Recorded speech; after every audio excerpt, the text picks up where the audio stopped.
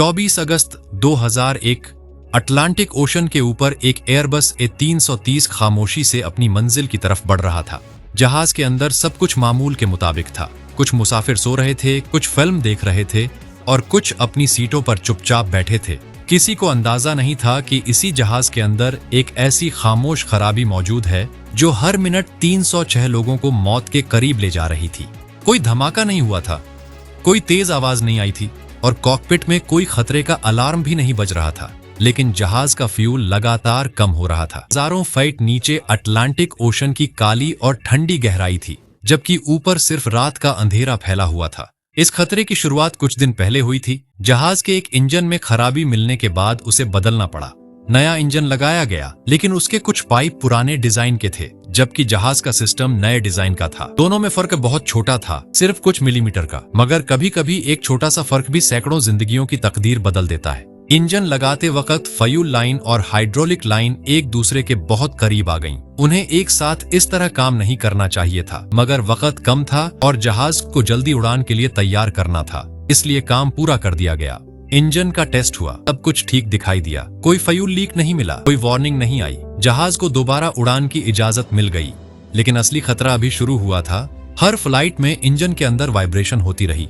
दोनों metal pipe धीरे धीरे एक दूसरे से रगड़ खाते रहे। हर घंटे के साथ फ्यूल लाइन कमजोर होती गई। फिर एक दिन उस लाइन में एक छोटा सा कट बन गया। 24 अगस्त की उस रात वही कट जहाज का फ्यूल बाहर निकाल रहा था। शुरुआत में लीक बहुत कम थी, इसलिए किसी को शक नहीं हुआ। लेकिन जैसे जैसे वक्त गुजरा, कट बड़ा होता गया और फ्यूल तेजी से अंधेरे समंदर में गिरने लगा। कॉकपिट में पायलट्स ने देखा कि राइट साइड का फ्यूल उम्मीद से ज्यादा कम हो रहा है। उन्हें लगा कि शायद फ्यूल सिस्टम का बैलेंस बिगड़ गया है। ऐसी स्थिति के लिए एक चेकलिस्ट मौजूद थी, लेकिन इस बार उसे पूरी तरह नहीं देखा गया। क्रू ने अपनी याददाश्त के मुताबिक फ्यूल बैलेंस करने की कोशिश की। उन्होंने क्रॉस फीड सिस्टम खोल दिया ताकि लेफ्ट साइड का फ्यूल राइट साइड में पहुंच सके, लेकिन राइट साइड पर फ्यूल लाइन पहले ही टूट चुकी थी।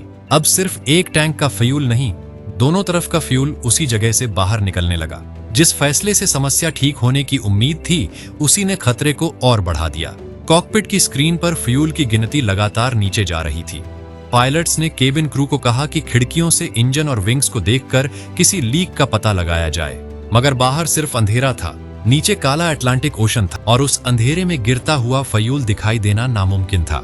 जहाज के अंदर बैठे लोग अब भी बेखबर थे। उन्हें लग रहा था कि कुछ देर बाद नाश्ता सर्व होगा और फ्लाइट आराम से लिस्बन पहुंच जाएगी, लेकिन कॉकपिट में हालात बदल चुके थे। फ्यूल इतनी तेजी से कम हो रहा था कि जहाज अपनी मंजिल तक नहीं पहुंच सकता था। पायलट्स ने अज़ोरेस आइलैंड्स की तरफ जाने का फैसला किया।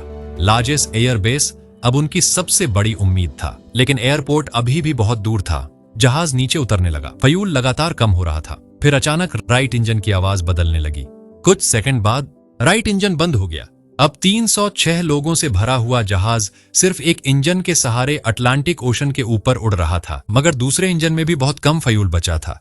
कॉकपिट में फ्यूल की मात्रा लगभग 0 तक पहुंच चुकी थी और फिर दूसरे इंजन की आवाज भी धीमी हुई और वो भी बंद हो गया। एक ही पल में जहाज के अंदर अजीब खामोशी फैल गई। इंजन की लगातार गूंज गायब हो चुकी थी। कई स्क्रीन बंद हो गईं, केबिन की लाइटें बुझ गईं और 306 लोगों से भरा हुआ एयरबस अब बिना किसी इंजन के हवा में आगे बढ़ रहा था। वो अब उड़ नहीं रहा था, वो सिर्फ अपनी बची हुई ऊंचाई के सहारे नीचे की तरफ फिसल रहा था।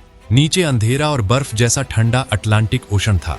आगे एक दूर एयरपोर्ट था और अब हर सेकंड तय कर रहा था कि ये जहाज जमीन तक पहुंचेगा या हमेशा के लिए समंदर की गहराइयों में गुम हो जाएगा। दोनों इंजन बंद हो चुके थे। अटलांटिक ओशन के ऊपर उड़ता हुआ ये विशाल एयरबस अब एक बेआवाज ग्लाइडर बन चुका था। जहाज के अंदर अचानक ऐसी खामोशी फैल गई जैसे किसी ने पूरी दुनिया की आवाज बंद कर दी हो। इंजन की लगातार गूंज गायब हो चुकी थी। केबिन की कई लाइटें बुझ गईं, कुछ स्क्रीन बंद हो गईं और अंधेरे में बैठे पैसेंजर्स को पहली बार महसूस हुआ कि कुछ बहुत गलत हो चुका है। लेकिन कॉकपिट में वक्त बहुत कम था। जहाज के दोनों इंजन बंद होने के बाद उसकी इमरजेंसी पावर सिस्टम एक्टिव हुई। जहाज के नीचे से एक छोटी सी टरबाइन बाहर निकली। हवा की तेज रफ्तार ने उसे घुमाना शुरू किया और उससे जरूरी सिस्टम्स को थोड़ी पावर मिलने लगी। अब पायलट्स के पास जहाज को कंट्रोल करने के लिए कुछ जरूरी इंस्ट्रूमेंट्स मौजूद थे, लेकिन इंजन वापस नहीं चल सकते थे। जहाज अब सिर्फ अपनी बची हुई ऊंचाई के सहारे आगे बढ़ रहा था। हर मिनट के साथ उसकी बुलंदी कम हो रही थी। हर सेकंड उसे अटलांटिक ओशन के करीब ले जा रहा था। कॉकपिट में कैप्टन और कोपायलट लगातार हिसाब लगा रहे थे। उन्हें जहाज की स्पीड भी संभालनी थी और ऊंचाई भी बचानी थी। स्पीड कम होती तो जहाज का कंट्रोल खतरे में पड़ सकता था। स्पीड ज्यादा होती तो रनवे तक पहुंचने के बाद उसे रोकना मुश्किल हो सकता था। एक छोटी सी गलती पूरे जहाज को समंदर में गिरा सकती थी। उधर केबिन में क्रू को बताया गया कि इमरजेंसी वाटर लैंडिंग की तैयारी की जाए। ये सुनते ही कुछ पैसेंजर्स के चेहरे सफेद पड़ गए। किसी ने अपनी आंखें बंद कर लीं, किसी ने अपने बच्चे को सीने से लगा लिया और कुछ लोग खामोशी से दुआ करने लगे। केबिन क्रू ने लाइफ जैकेट्स निकालने को कहा। इमरजेंसी इंस्ट्रक्शंस दिए गए। कई पैसेंजर्स घबराहट की वजह से अपनी जैकेट ठीक से नहीं पहन पा रहे थे। कुछ लोगों को समझ नहीं आ रहा था कि क्या हो रहा है। बाहर खिड़कियों के पीछे सिर्फ अंधेरा था। ना कोई शहर, ना कोई रोशनी, ना जमीन का कोई निशान, सिर्फ एक काला और ठंडा समंदर। जहाज लगातार नीचे आ रहा था। कॉकपिट में पायलट्स की नजरें सामने के अंधेरे पर जमी हुई थी। उन्हें रनवे की रोशनी दिखाई देनी थी, क्योंकि अगर एयरपोर्ट नजर नहीं आता तो उनके पास समंदर में उतरने के अलावा कोई रास्ता नहीं बचता। फिर अंधेरे के बीच एक हल्की सी रोशनी दिखाई दी। वो लार्जेस्ट एयरबेस की रनवे लाइट्स थीं। कॉकपिट में उम्मीद की एक छोटी सी किरण पैदा हुई, लेकिन खतरा अभी खत्म नहीं हुआ था। रनवे तक पहुंचने के लिए जहाज को सही ऊंचाई और सही रफ्तार पर रखना जरूरी था। पायलट्स ने जहाज को धीरे धीरे रनवे की तरफ मोड़ा। हर सेकंड कीमती था, हर फैसला आखिरी हो सकता था। फिर लैंडिंग गियर नीचे किया गया। जहाज तेजी से रनवे की तरफ आने लगा। इंजन बंद होने की वजह से रिवर्स थ्रस्ट मौजूद नहीं था। अब जहाज को रोकने के लिए सिर्फ ब्रेक्स का सहारा था। कुछ ही पलों बाद एयरबस के पहियों ने रनवे को छुआ। लैंडिंग बहुत तेज और बहुत सख्त थी। ब्रेक्स पर जबरदस्त दबाव पड़ा। कुछ पहिए लॉक हो गए, टायर्स फट गए। लैंडिंग गियर से चिंगारियां निकलने लगी। रनवे पर रगड़ की आवाज गूंज उठी। कुछ जगहों पर आग भी दिखाई दी, लेकिन जहाज आगे बढ़ता रहा। कुछ सेकंड बाद आखिरकार वो रुक गया।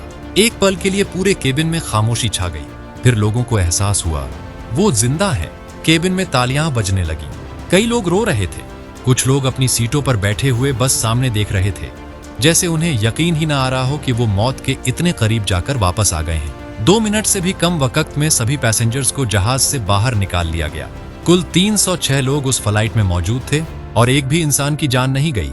कुछ लोगों को चोटें आईं, लेकिन ज्यादातर चोटें इवैक्यूएशन के दौरान लगी थीं।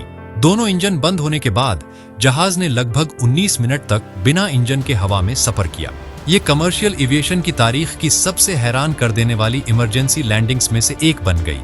जब दोनों इंजन खामोश हो गए, जब जहाज के पास आगे बढ़ने के लिए कोई ताकत नहीं बची, तब पायलट्स ने आखिरी पल तक जहाज का कंट्रोल नहीं छोड़ा और अंधेरे समंदर के ऊपर 19 मिनट तक चलने वाली वो बेआवाज परवाज 306 लोगों को वापस जमीन तक ले आई। ये सिर्फ एक इमरजेंसी लैंडिंग नहीं थी, ये इंसानी हौसले, तजुर्बे और आखिरी वक्त तक हार न मानने की एक ऐसी कहानी थी जिसे एविएशन की तारीख कभी नहीं भूल सकेगी।